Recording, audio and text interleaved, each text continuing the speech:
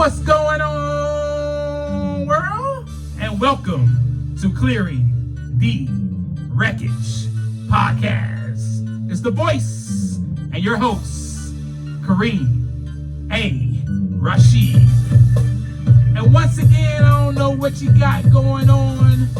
You could be getting on the toilet, or you could be getting off the toilet. Hell, for all I know, you could be wiping your tushy. But I know that I'm ready, and so I hope that you're ready to clear the wreckage. Yes, indeed. What's going on, my friends, my peeps? Welcome back to another great conversation of Clearing the Wreckage Podcast. You already know what time it is. I met you already in our imaginary coffee shop. I got my coffee. Let me show you. You watching me? I got my coffee. I got it right here. Lord knows I need it. Anyway, I know you got your favorite drink. So what's up? How have you been? How was your week? You're going to tell me it was awesome. Kareem, I've been putting all the tools that you have gave me from last week into place. And I've been continually practicing those. And I've been in anticipation to see what we going to talk about today. So I'm excited. I'm like, man, I'm so excited too. So let's get right to it then. All right. So I'm going to tell you something that people have probably told you before. I know that I am not the only one to say this because people have told it to me. So I am here now to share it with you. This beautiful piece of wisdom. You have to go through it to get to it. Yes. Shall I repeat myself? You have to go through it to get to it. But there are two things that are required. And that is grace and humility. Yes, and that is going to be the conversation today. You can say that's the title of our episode, whatever. We're just getting together, having some coffee, and having a convo. What's up, my peeps? So now I was at that point.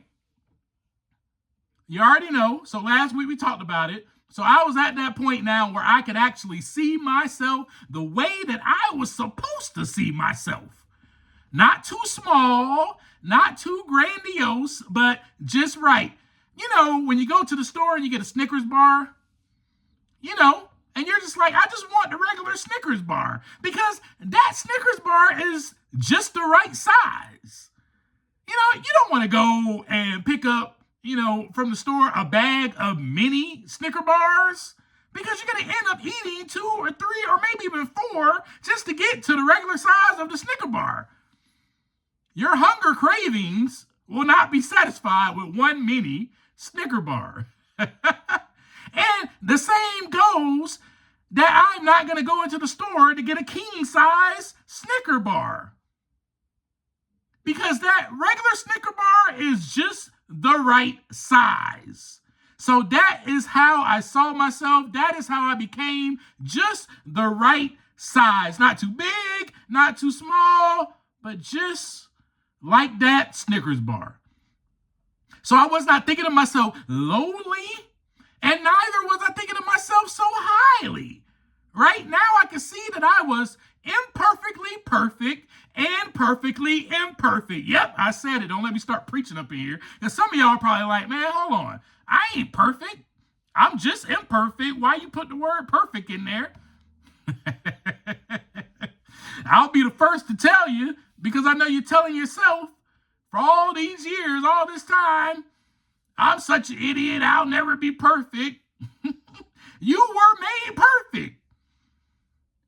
And you were made imperfectly perfect and perfectly imperfect. There are some things about you that may be just a little off skew, a little off point, and that's okay. So that's what I realized. I got to that point where I realized, you know what? I got some dark, grim things about me. I mean, I had just shared them with my mentor / sponsor. I just shared the exact nature of my own. I just shared all my crap, all my darkness, darkness, all my secrets. But see, I also knew that I had rays of light beaming through me. This is the point where humility kicked in, folks. This is the place where that grace kicked in as well. Amazing thing about it is that the grace had to kick in right after I exposed myself to God and to my mentor. Right after. There was a little space there in which I had to be given some grace. Because let me tell you, if I wasn't given that, I was ready to think of myself as lowly. Man, look at all this crap, man, that you've done to people. Man, look at your weight. Man, you're always going to be like this. That grace had to be given right then and right there so I could see myself with the right eyes. And so first, that grace flowed in by my sponsor, aka mentor. I'm going to keep using the word mentor as I've shared with you over and over again because the sponsor is a recovery term. So I'm using the word mentor because everybody knows what that means, right? So my mentor, he created a safe space for me. And that was the grace. He created that safe space for me to be able to come to him and admit the exact nature of my wrongs, to be able to just pour it out. He was understanding. He reassured me that I'm not alone. He also had, hey, I'm here to listen to you without any judgment. Also, you can confide in me. I am safe. And I'm also safe because anything that you may say to me, trust me, I most likely have been there, done that, said that, and screwed up way more times than you have in your life and that you probably will ever screw up in your life. Remember, this guy was 66 years old. I mean, I was only a whopping 36, 37. I mean, come on. Of course he's been through way more things in his life than I have. But he was there to reassure me of that. The other great thing is that his reassurance came with is that he shared his life with me.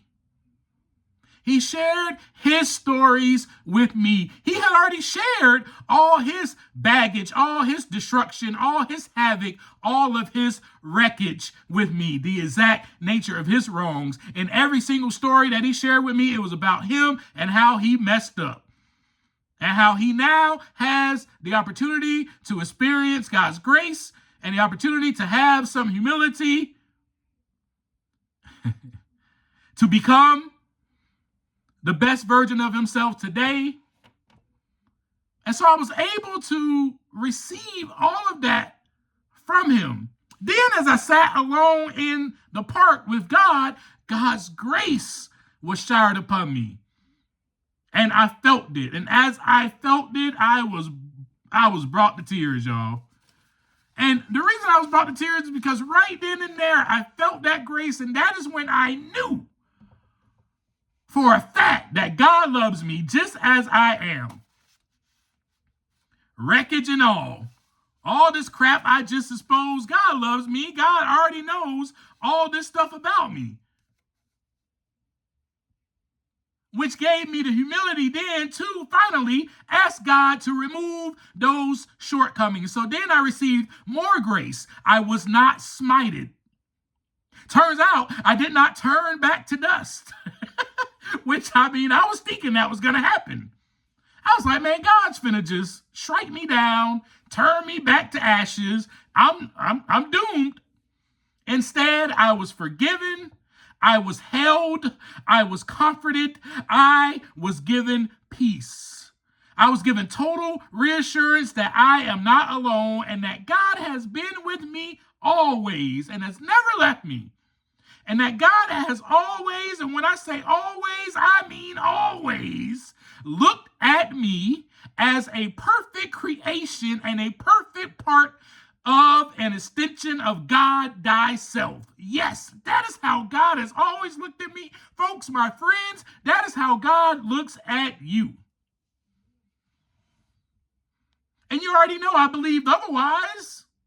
right? I believed completely otherwise about myself, and I believed that God did not look at me that way. Why would he look at me? Look how horrible of a person I am. Are you still thinking that way about yourself? I know that you are. That's why we're here together on this journey of clearing the wreckage so that we can do this together as one. And I'm sharing my experience with you so you can see how it was for me. And maybe from that experience, you can take some of the things that I learned and you can apply it to your life, to your walk, to your journey. And we do this together, hand in hand, every single week. Remember, you are not alone. I've been there. I have thought like this. I still at times think negatively about myself.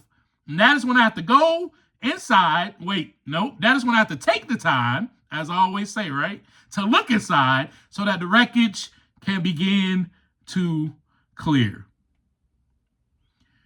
And so you know that I believed opposite. I believed otherwise. So what did it take for me to believe? It took humility, my friends. Let's go back to the story, shall we? You know the story. I've shared my story with you over and over again. You know it by now. You know what happened. The journey started in 2012, kicked out of mom's house, drifted into the woods, became homeless without nothing and no one. Can we say that humility was being formed in me? Yes, my pride was slowly being removed, very gradually, but it was being removed for sure. Trust me, that is a humbling position to be in. Try sleeping in the woods for just a night. Go do it, I dare you. I bet you'll have some humility. That was the most humbling position for me to be a beggar on the streets. In the old terms, in the old days, biblical days, they were called beggars. They weren't called homeless people. That was the lowest of the low. Yeah.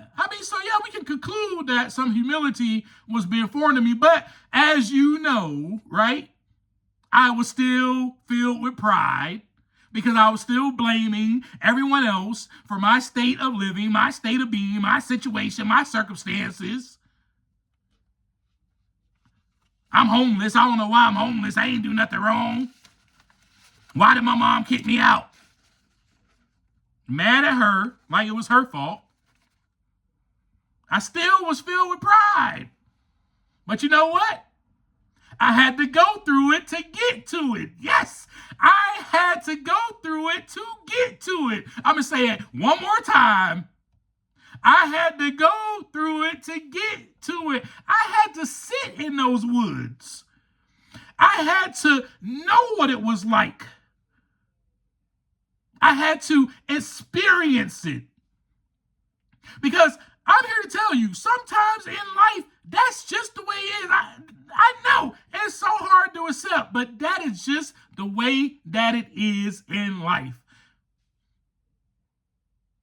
And I can clarify that statement, and I may need to go ahead and say it a little bit differently. Hold on, because I'm about to start preaching. In life, period. That means in your life, in my life, you have to go through it to get to it. Period, point blank, end of discussion. I don't care how many excuses you want to give me, how many excuses I wanted to give everybody else. I wanted to sit in my sorrow and be depressed and just be like, nah.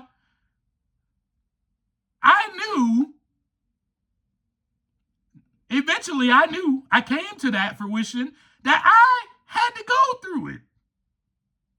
Because God is trying to get me somewhere. Yes, don't let me start preaching. So let's take the athlete, for example. Maybe this example will give you a little bit more clarity, more than my experience. So this example of an athlete, let's take a runner. Someone who is an amazing runner, right? Do you think they just sat on their tushy and was like, I'm going to beat everybody anyway, so, I'm going to win this race, so I'll just relax until it's time for the race. Then I'll get up off my lazy bum and go and run and win. No, that's not how it happens. That's not how it happens. Not only does he have to get up off of his lazy bum, his or her, but it requires humility. It requires them losing races throughout their life, throughout middle school, high school, college. It requires them being teachable enough to be coached. It requires them to look at the exact nature of their wrongs. They have to study their own film. They have to look back at their own races and see what was it that I did wrong here and evaluate themselves. They got to do a little bit of self-reflection. Of course, they have to study film of others, the other runners, but eventually they'll get to that. The first thing they have to do is look at themselves. And then they'll get to it. But they have to go through it. They have to go through it. The pain of a loss. The pain of losing that sprint by a neck. Literally, a neck.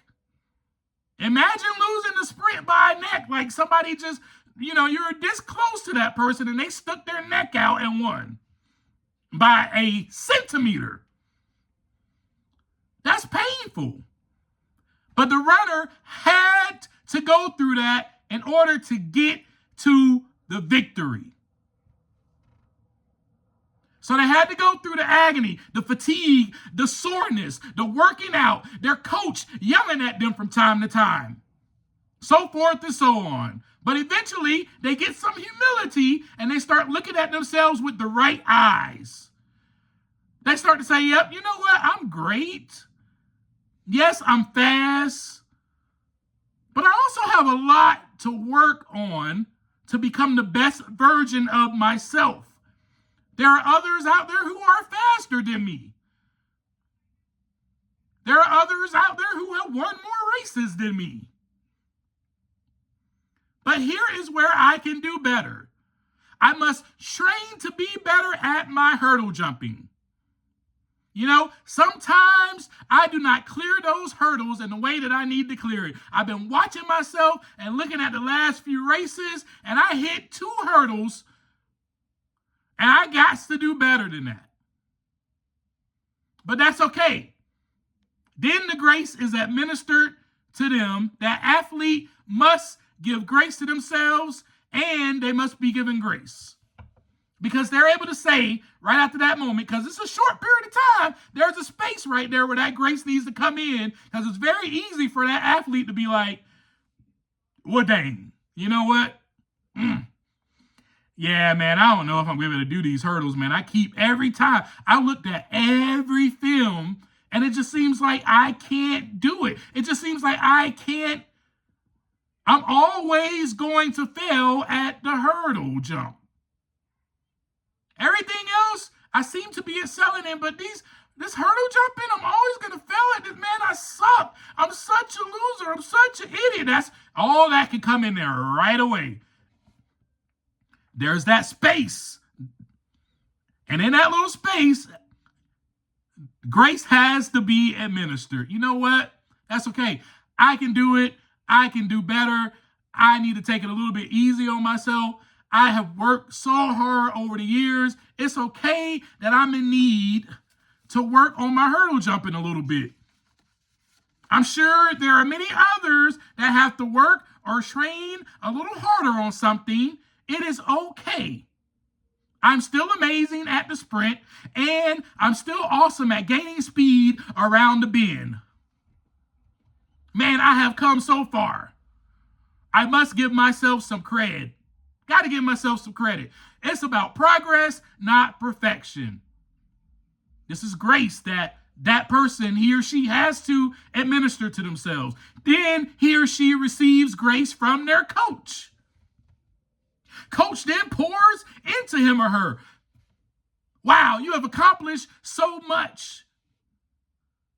I've seen how far you have come because of all the hard work you are putting in. Look at all of your medals and achievements. That's why I love coaching you. I love having you on my team because I see the greatness in you. Now go be great, coach says. That's grace. Coach could have easily condemned him or her. You know what? Yeah, your hurdle jumping sucks. You'll never get it. Yeah, I'm about ready to kick you off my team, man. I don't know what to do with you. Could have easily did that. Instead, administered grace to the athlete. So you understand, you're catching the drift, you're understanding this. So back to my story. Shall we continue? Because I got to share my experience with you so you can relate to this and understand it for yourself. Identifying with this will help you to see it, and it'll help you clarify things and help you look at yourself in your life and go, man, dang, Kareem's kind of just like me. I'm not alone. And that gives you, there's that grace, and then you're able to have some of that humility to ask for help when needed, right? So I had to know what it is like to fall. I had to know what it was like to hit a bottom. We all do. We have to know what it is like to fall. This starts at a very early age, my friends.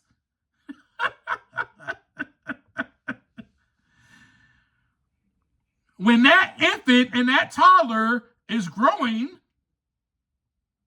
they start crawling, and then they walk up to that table and they try to pull themselves up. And they got to learn. They got to fall a few times before they actually get the strength to pull themselves up all the way. Then they try crawling again, and then they try to stand up on their own, and then they fall. And they got to do it again and again and again and again and again, and they have to go through it in order to get to it. Next thing you know, they're walking. Next thing you know, they're running. Oh my gosh. Who would have thought? That is what has to happen, my friends. I had to fall. I had to hit a bottom. I had to be cut off. I had to be in desolation. I had to be without. Once I went through that, that is when I got to it. Humility, that is. Because I was also given grace during that time. There was so much grace being shown to me. First of all, keeping me alive was one of them. Feeding me and still giving me what I need. That's what God was doing the whole time. And God was doing that through people. Through people, I was shown so much grace. People were giving me money. People were giving me shelter. Hotel rooms were being purchased for me. People were giving me care packages. And even mom still was allowing me to come over and shower when needed. Grace. Then humility came upon me. Finally, I asked for help. You guys know the story, but even after that, you already know I got filled with a bunch of pride again a few years later, and I slipped back into my old behaviors. And you know why? Because I forgot about the grace. I forgot about all the grace that was given to me in so many ways. All I could see was the pain, the agony, the hurt, the fear, the anger, the frustration, the need for control, the need to thump everyone else across the head with what they were doing wrong. The outward lens, the ego. Yep. The baby wanted to come back out to play. Little toddler Kareem was upset. Everyone leaves me. No one wants to play with me. So I'm just going to go sit in my corner and sulk. Beat myself up, then look very inwardly the wrong way at what is wrong with me and conclude that this is why no one cares for me, no one loves me, and everyone leaves. Start telling myself I am not enough because I'm a failure or I'm a piece of crap. You know the story, probably the same story that you're telling yourself now. But that's why we're here together, so we can clear it together. We can clear the wreckage together. But listen to that, though. Where's the grace? Where's the grace? It was gone. Where's the humility? It was gone. And as you know, I had to go through it in order to get to it again.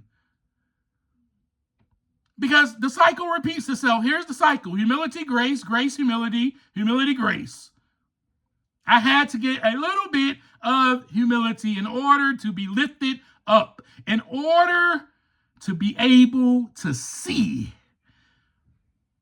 in order to see the grace, in order to see with the right eyes. Because with a little bit of humility, it begins to clear that judgment. The judging of myself and the judging of others. Now that you're all caught up with the backstory of that, you know, let's back this up just a little bit with a little bit of research, which I ain't even got to do research most of the time with y'all, because my experience right there that I just shared with you has all of that in it. Has every part where grace was administered, where I needed humility, and how it happened. But I'm going to share this with you so that this could be a little bit more, you can take a little bit more tools with you and practice this daily in clearing the wreckage. I'm going to share with you what grace does and what humility does and how we both need those. Grace promotes humility by revealing our complete dependence upon God, right? It reveals a dependence. Grace highlights that we all have what we have, and what we have, it comes from God. Everything. Grace highlights that God is just being who God is, a giving God, and God is giving us, his children, free gifts. Free. These are gifts that we do not deserve. These are gifts that we didn't work for. Growing up, come on, you had parents. I'm sure they gave you gifts. They gave you clothes. They gave you things that you needed. But they were gifts because you could not do it on your own. You're a 2-year-old. You can't go buy your own pair of shoes.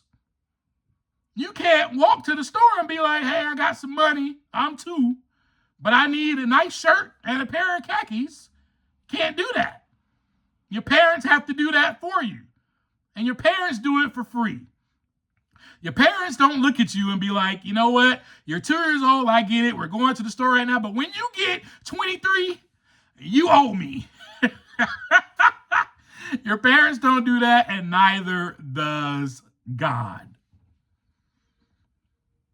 And so grace breaks down that self-reliance, that self-will, and it promotes a total reliance upon a power greater than yourself. It also counters pride. It gets rid of pride. Recognizing God's unmerited favor exposes our pride. It exposes it. It exposes our self-importance. Because we know that the pride is contrary to God's nature. We see how much we have. We see how much we're given in spite of our shortcomings. And we're still given grace and so many gifts. It helps us to see with the right eyes. Grace also creates space for God. Humility, which is born from grace, right, creates a pipeline for more grace. Basically, the more that I realize my dependence on God, then it counters my pride. I realize I cannot do this on my own. I need help. Then more grace is given to me so that I can be willing to ask for help. Grace also shifts our focus. It teaches us to serve others and surrender to God's will. Why is the focus shifted, you may ask? Because and due to the experience of grace, which will produce and create an experience of humility. You have to go through it to get to it. The great thing about that grace that promotes that humility is that the grace gives us the strength to ask for help. So the more and more that I saw my dependence upon God, the more and more I experienced grace, and then the more and more I became humble enough to ask for help. I remember the story quite so well. I would go to work every day, and I was going to church and all that. I just told y'all this story 2 weeks ago. And I was, Mr. Know-it-all, Mr. Filled with pride, Mr. Ego. And I was thumping people across the head with the Bible. Every time I felt like they did something or said something that did not align with what was in the Bible, I opened up the Bible and I told them, this is what the scripture says. My co-workers hated me, but they loved me. My co-workers showed me grace. I just want to shout out my boy Ryan right now, because I gave him hell when we worked together. I gave him hell. I called him out on everything. And I still was given grace. And the cool thing about it all, and I still cannot believe that I was that person. That's how transformed I am. The cool thing about it all is that my coworkers saw the difference in me. After I left that park, after I did that and I left that park and I started going, and I would go back to work for a shift, I was completely different. When somebody did something wrong, well, or at least what I thought was wrong in my eyes, didn't fit to my standard, I said not a word. I just loved them. And they saw that. And they came up to me, lots of them. Man, what has happened? Man, you're different. And then I was able to own up and say, you know what, man, look, man, I got a lot of mess. I got a lot of wreckage. I had to fall in order to receive grace, in order to receive some humility, and I can come to you and be like, we're all the same. You fall, I fall. Who am I? So in summary, let's sum this up. In summary, grace highlights that our successes, our strengths, even existence are not solely the result of our own efforts, but are gifts. This realization breaks down that self-sufficiency, which leads to an honest recognition of our dependence upon God, upon a power greater than us, and our dependence upon others. Grace helps us to realize that, man, the world does not revolve around us. So it takes away that entitled mindset and that victim mentality, recognizing that grace is simply an unmerited favor. It directly challenges that mindset, right? I can no longer go around and blame people for my circumstances. Neither can I no longer go around talking about I deserve this, I deserve that, when everything that was given to me, I didn't deserve. Once we embrace grace, that means that we're acknowledging that our mistakes are part of the human experience and that we are not perfect. This vulnerability is a key aspect of humility, which then involves admitting when we're wrong and being open to correction, discipline, and forgiveness. You got to be open to correction. And you know what? The humility that I was given was getting me to that place. And the grace that I was being shown was getting me to that place to be able to hear other people tell me. I remember my mentor telling me right there after I shared that stuff, you know what, Kareem? He gave me some insight. You know what, Kareem? It sounds to me that you have a self-loathing issue. It seems that you look at yourself in a bad way, in a negative light, that you have such a hatred for yourself. I had to be willing to listen to that, to take that in, take that correction, take that discipline, and go forth. That is what humility and grace does, my friends. Whew. And here is the thing. Humility is where grace and spiritual growth can flourish. In summary, humility is where grace is met, and where there is grace, then humility will follow. Ultimately, the act of receiving grace requires one to step down from a position of perceived self-importance and accept help, which actually nurtures humility and a humble heart. Humility is the attitude that says, I need you. And grace is the divine answer that says, I am here for you. I have always been here for you. This creates a cycle of dependency and divine empowerment. Remember, The quick analogy, I'm going to make this quick. The analogy that I shared, when that person is in the gym and they've been working out,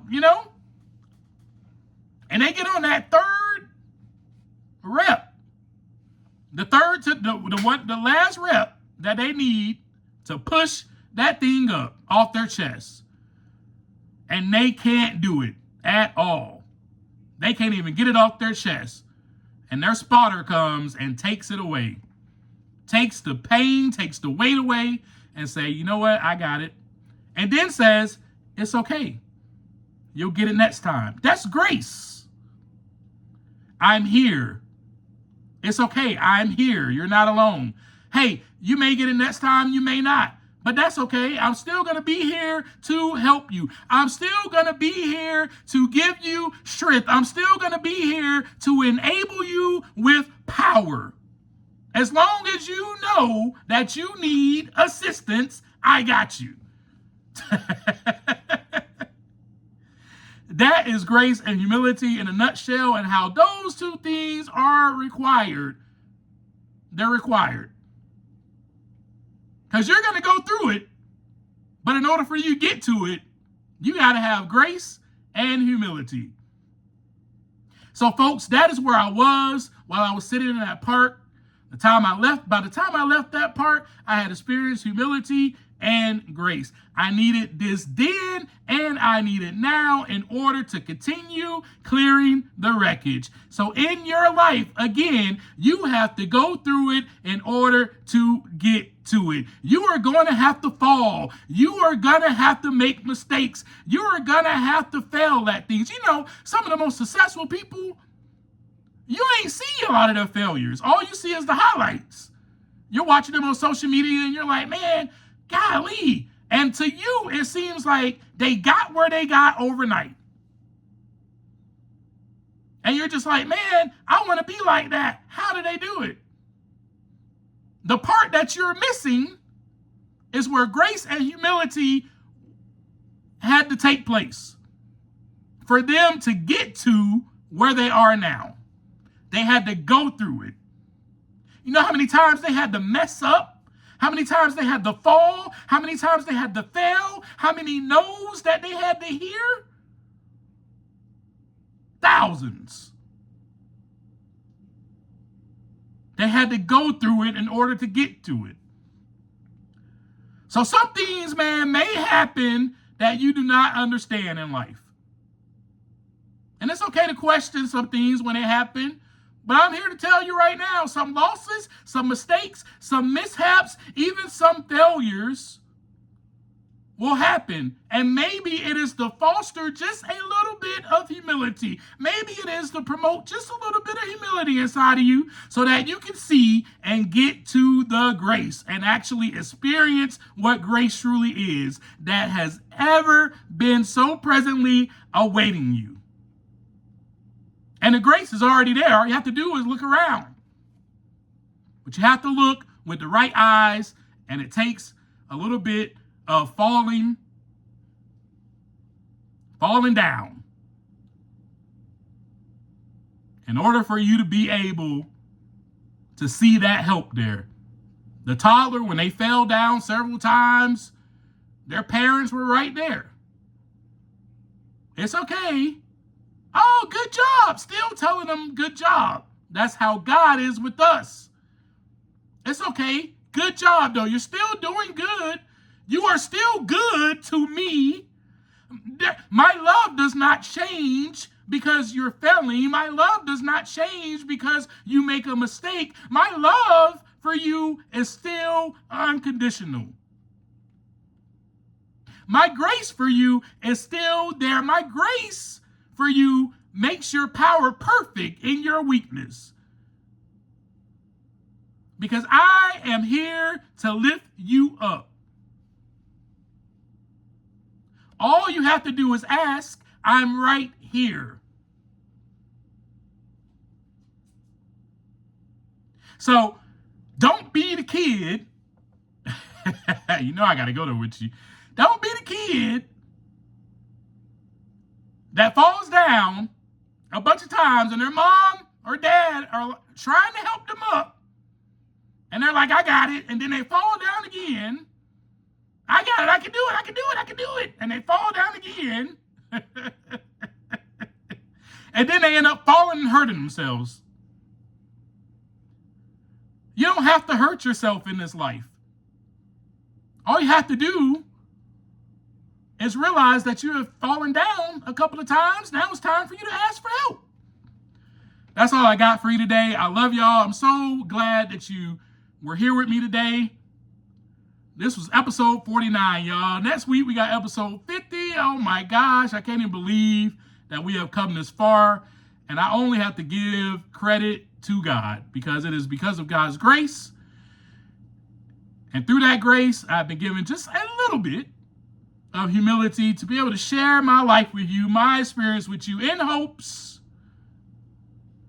that you will gain some hope and some clarity, and we can clear the wreckage together. So as I always leave you, take some time to look inside so that the wreckage can begin to clear. Peace.